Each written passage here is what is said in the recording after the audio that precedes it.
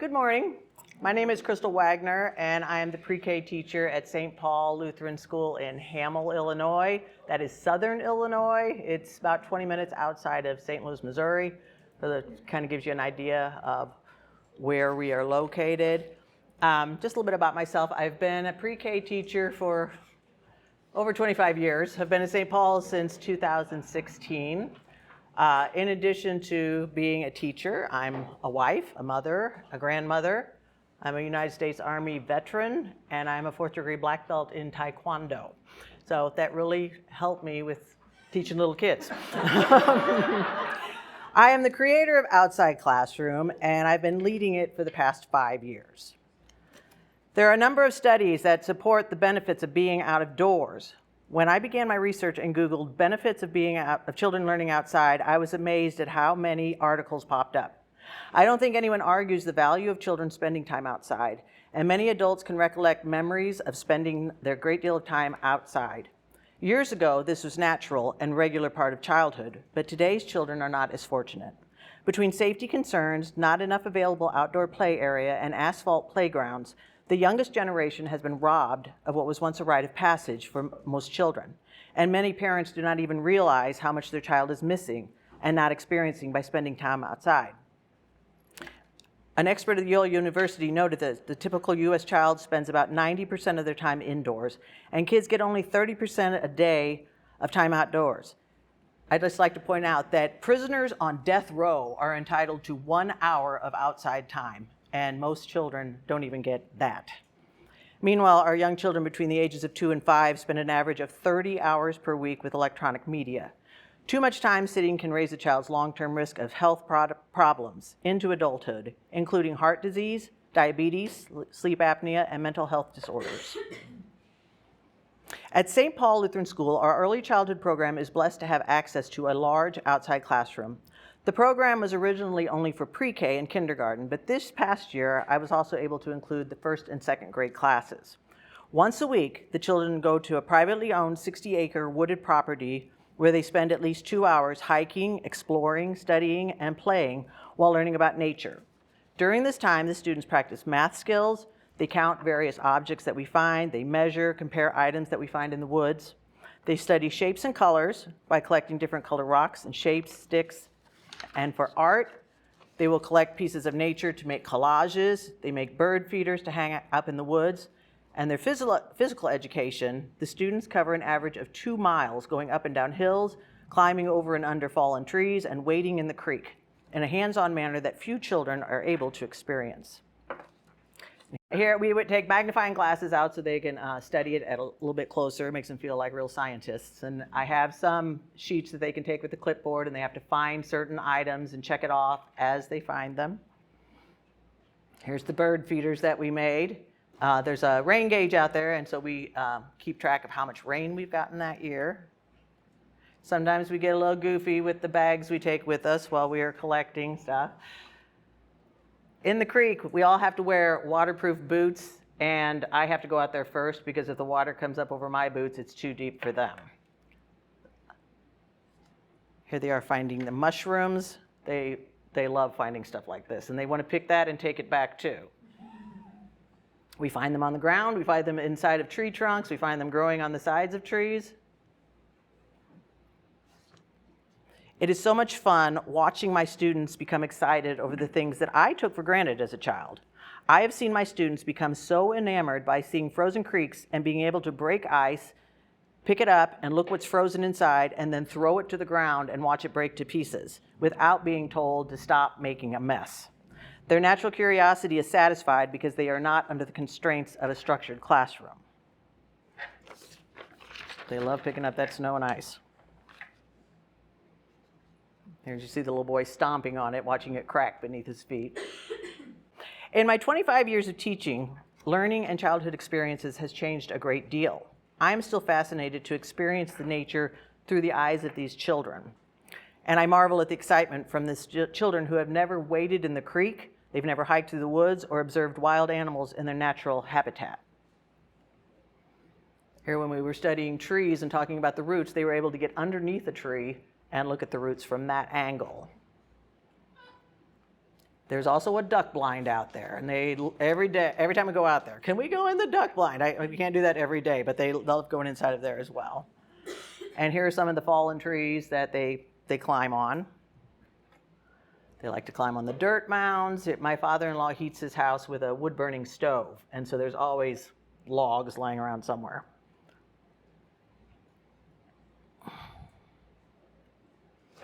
And they found some cattails, and we're trying to blow those loose there too. As a teacher, I have learned that I too make assumptions about the young children and how they understand and connect with things in nature. An example of this happened during the Lenten season.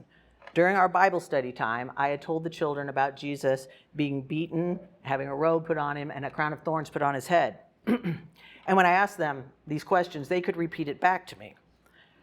But one time we were at outside classroom, and we were walking past, there was thorns on the path, and I told the children, be careful not to get scratched by these thorns.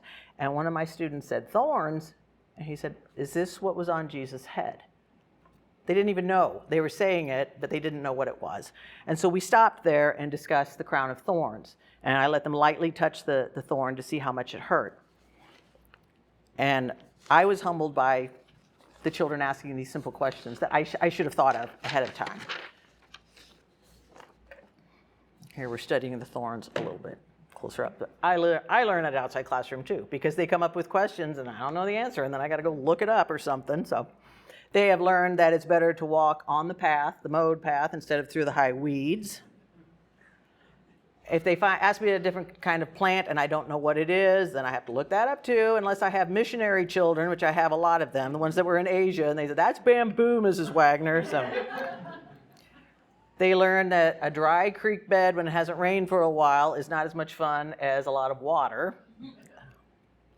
And my in-laws have a garden that they get to watch the plants grow as well. And they also learned that not all mounds are good to climb on. This particular mound, I had to tell them to stay off of it because it's horse manure, which prompted the question, what's manure? And if any of you have dealt with little kids, you know as soon as you say poop, that's it. They just thought that was really funny. So I have witnessed young children's imagination come alive while at outside classroom. A fallen tree that curves upward has become a ship for them to sail on. Mounds of dirt or mulch have become fortresses that need protection from dragons. And finding different shaped colored rocks in the creek has become a treasure hunt. These are all things that I, as the teacher, do not suggest. These are things the students see for themselves with their own inquiring eyes. Another benefit, according to the participants, was a way that the green school grounds stimulated children's imaginations. Whereas the barren places and manufactured play equipment on conventional school grounds supported repetitious patterns of behavior, the nooks and crannies created by the rocks, shrubs, and trees on the green school grounds invited exploration and imaginative play. Butterflies and bugs and worms could become new friends, and the hills could become theaters, and the mud water become magic potions, and so on. Here they are playing on, there's a bunch of fallen trees that they like to play on, and they actually said, this is the coolest playground ever, and I think it is too. It's safe for them to climb on instead of climbing up a tree because there's not a great distance for them to fall. The teachers climb in the trees too. This is our ship. When they first saw it, they said, that looks like a ship, and you can kind of see it, how it curves up, and that's what they referred to it as. And so we played on that a lot. And then one day we came out there and it was gone. And here's the culprit, my father-in-law. Chopped it up without saying anything. And then the kids were like, well, where's our ship? So I said, let's go ask Grandpa Wagner. And so he had to explain that. Here are some of the mulch piles that are out there. They love getting on top of these and running across. And it is pretty fun. I've done it myself. You fall down and it's not so bad. And they'll run the whole length of them. But one time we came out there and it was flat. And once again, it was Grandpa Wagner. So, I mean, he acts like he owns the place, which he does. Here we're being baby birds in a nest. And this was some concrete from an old building that was there long before my in-laws owned this property. They call this their throne. I don't have a picture of it, but I went hiking out there last week. He got rid of that too. So, yeah, we have to have a little talk with Grandpa. And they are quite the ham when they're out there. Take my picture, take my picture. This little boy, this is for Contour Muth. He's playing his violin. Some of the games that we have are structured, excuse me, such as leaf fights that we have going on here. I usually instigate these. These are pumpkins. We wrote their names on the bottom and then hid them for the children to find. These are some rocks that we collected one time, and then we painted them, and then I hid them. They had to find them back again. I've hidden colorful gems out there for them to find. This is our math lesson. They have to count how many they have, and then they have to divide them into categories by color and count how many of each color that they have. I've hidden plastic lizards out there. We don't always find them. My father-in-law will find this stuff once in a while and say, does this belong to you? Yeah. This is our favorite game right here. This is called the tree game. I had some extra time to kill and wasn't sure what to do with them, so this is the Walnut Grove area. It's all walnut trees. And I said, grab a tree, I'm gonna blow my whistle, I'm gonna count, and you have to run to a different tree.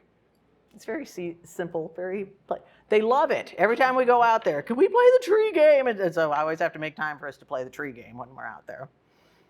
This is stuff that happens out at there. It's not necessarily part of nature, but when the guys come out to trim the trees around the power lines, they get to watch that.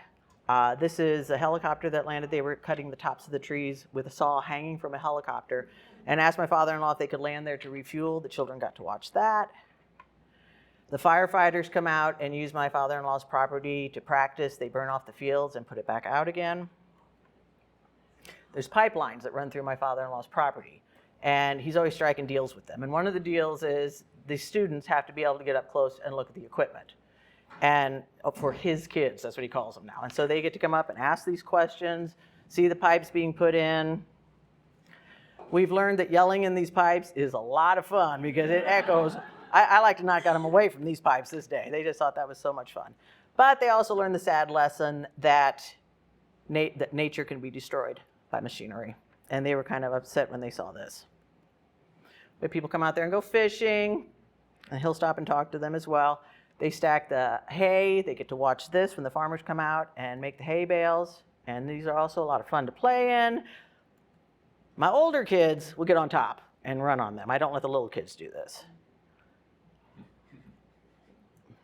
And here we are hiding inside of the hay bales. That is also fun. And then they get disappointed when those are taken away as well. I have to explain to them, this isn't just for you to play on. This is stuff that,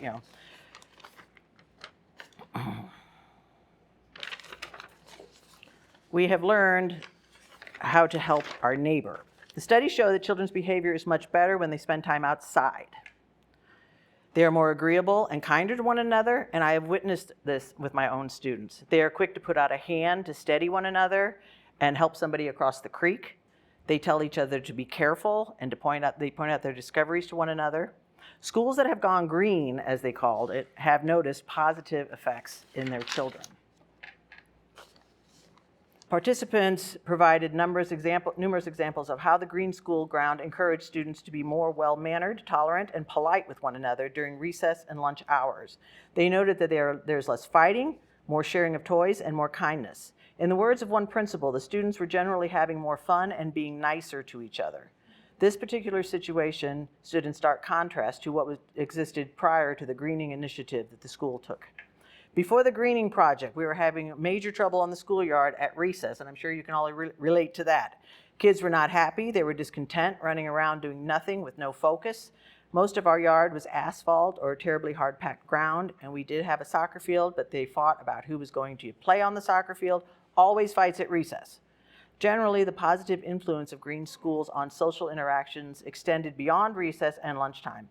And many principals and teachers commented that the students were more cooperative and communicative when they were having formal classes on the school ground as well.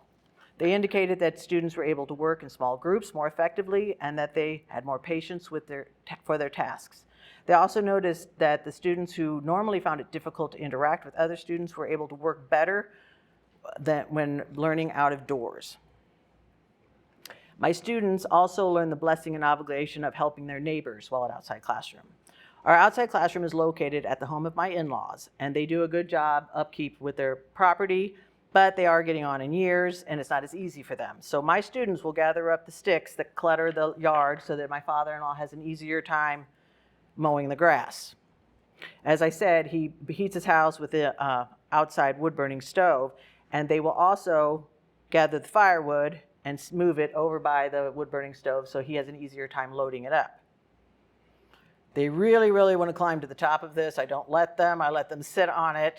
But my father-in-law, in turn, will show them his log splitter and how he loads the wood-burning stove. The benefits of learning while outside are endless. Young children learn best through physical experience, and they have ample opportunity for this learning while being outside. This is especially true in classical learning. The students are in the grammar stage when they are being taught about and are asking questions about our environment. They are in the dialectic stage when they understand the how and why of outside experiences. And these young students enter the rhetoric stage when they can explain to others what they have experienced. Without cracking a textbook, my young students know if it's cold and the wind is blowing, if they go down to the creek, it will be approximately 10 degrees warmer down there. They know that snow lasts longer in the shade. They were fascinated with this too. They could see the line where the snow ended and the green grass began, and we had to talk about that for a long time. They know that if they walk quietly, they can see turtles in the wetlands sunning themselves while sitting on logs. They know that if they get lost, that following the creek is the way out of the woods. The students know that if wild grass is flat, there was more than likely a deer or two lying there, and they are able to identify deer, dog, coyote, raccoon footprints, as well as know the difference between a rabbit hole, a snake hole, and a crawdad hole. They develop both fine and gross motor skills and can learn by trial and error while in a safe environment. These purple poles are the property lines, and they all know that too, and they will announce it every time. There's a purple pole. I say, I know, so we know not to go past that. The students also learn to respect nature. They know that they can, do not have to be afraid if they see an insect. And we've got some caterpillars, a grasshopper on this little girl. Here's a close-up of our dragonflies and some bees. My father-in-law is also a beekeeper, and so we have live beehives out there as well, and they get to learn about that at a safe distance. They learn that if they see, here's one of our turtles that got out of the wetlands, there are snakes out there. They know to stay away from the snakes because they are out there a lot, but they don't have to be afraid. They know if they stay back and watch it, the snake is more afraid of them than they are of it. Here they are trying to catch tadpoles, and we see a lot of frogs and stuff out there as well. Here's some bluebird eggs, and we see lots of butterflies out there as well. And here they're looking at the minnows in the creek. These are the decoys out there. This was great. We're walking down the hill, and I said, "Ooh, there's geese down there. Maybe really, really quiet." And we got down there, and they discovered that they were just, decoys. But it was fun for a while. But we do have real ducks and geese out there, and they show up every spring as well and have their babies out there, so we get to watch that as well. And they learn that if they get too close to the geese, they will fly away from them. They know that the snake skin, snail shells, and bones that they find once belonged to a living creature, and they can speculate what happened to that particular animal. Here's some of our trophies that we found while outside. And our pastor, Pastor Ball, is an avid hunter, and so when they found deer bones, he was more than happy to come in and talk to them about what part of the deer this was. I didn't get him out of my classroom for a while that day either. They know that if their hands get dirty, they can wash them in the creek. And they know that if they step in the water where it's too deep, as you can see this little girl, she is dumping the water out of her boot. In recent years, there has been a cultural shift in our society that has reduced the access and use of outdoors for many young children. Contributory factors include increased fear amongst adults in relationship to children's safety and technological advances, leading to an overwhelming prominence of more sedentary indoor activities, such as television, videos, and computer games. Here are some powerful arguments for taking every opportunity to take young children beyond their immediate indoor environment. Learning outside the classroom supports the development of healthy and active lifestyles by offering children learning, opportunities for physical activity, freedom, and movement, and promoting a sense of well-being. Learning outside the classroom gives children contact with the natural world and offers them experiences that are unique to outdoors, such as direct contact with the weather and the seasons. Playing and learning outside also help children to understand and respect nature, the environment, and the interdependence of humans, animals, plants, and life cycles. Outdoor play also supports children's problem-solving skills and nurtures their creativity, as well as providing rich opportunities for their developing imaginations, inventiveness, and resourcefulness. Children need an outdoor environment that can provide them with space, both upwards and outwards, and places to explore, experiment, discover, be active and healthy, and to develop their physical capabilities. The outdoor environment offers spaces and therefore is particularly important to children who learn best through active movement. The very young children learn predominantly through their sensory and physical experiences, which support brain development and the creation of neural networks. And for many children, playing outdoors at their early years setting may be the only opportunity they have to play safely and freely while they learn to assess risk and develop the skills to manage new situations. Studies show the main problem for students being able to learn outdoors is access to having a place to go. And I understand that not everyone is blessed enough to have school grounds like woods like what I have. But many of these examples can be experienced by the state parks or local parks, hiking trails, or even by asking a member of your congregation who may or may not have some property if you can go out and visit there to do an outside classroom for yourself. I am forever grateful to my in-laws, Marlon and Patricia Wagner, for making it possible for my students to have such a valuable experience. My outside classroom has been just as beneficial to my in-laws as it has been to the students. My in-laws are now known as Grandpa and Grandma Wagner to all of the students who have participated in this program. When I first came to my father-in-law and asked if we could come out there, his response was, "Are you staying with them?" But now they look forward to the outside classroom days. They enjoy interacting with the young students and hearing about their adventures and what they found at the end of the day. Here, we're giving Grandpa a flower. This one with the boys, we were all set to go back to the school, load up in the van, and he comes up and says, "Hey, there's a groundhog hole over here." So they all rushed over there. And here they're bringing some more of their treasures. Now, the snakes my mother-in-law is not fond of. If they come up and say, "We saw a snake," she don't want to hear about that. So, when it's cold, we have had a hot chocolate inside their garage. And this is my father-in-law and my husband. I make them cut new paths so we can explore new things. On this mulch pile, my father-in-law saw the children playing, and he forgets that he's 80 years old, and he comes climbing up there, and this little boy, Diane Schneer's grandson, came running up to hug him and almost knocked him off the mulch pile. So I had to chastise Grandpa in front of the children about climbing on the mulch piles. And here my mother-in-law is giving them some fish food. We have popsicles out there too.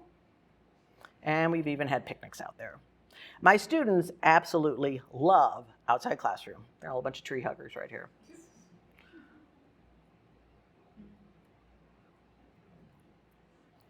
They know that it's the best place to find unique treasures. They're even snoozing out there. Serena Ball came with us and showed them how to get nectar out of the clovers. That's what she's doing there.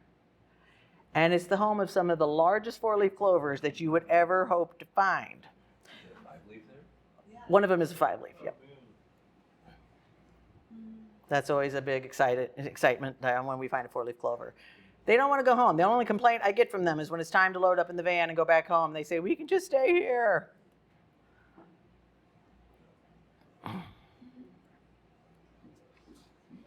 Again, the creek is one of their favorites. Here they're dressed like butterflies.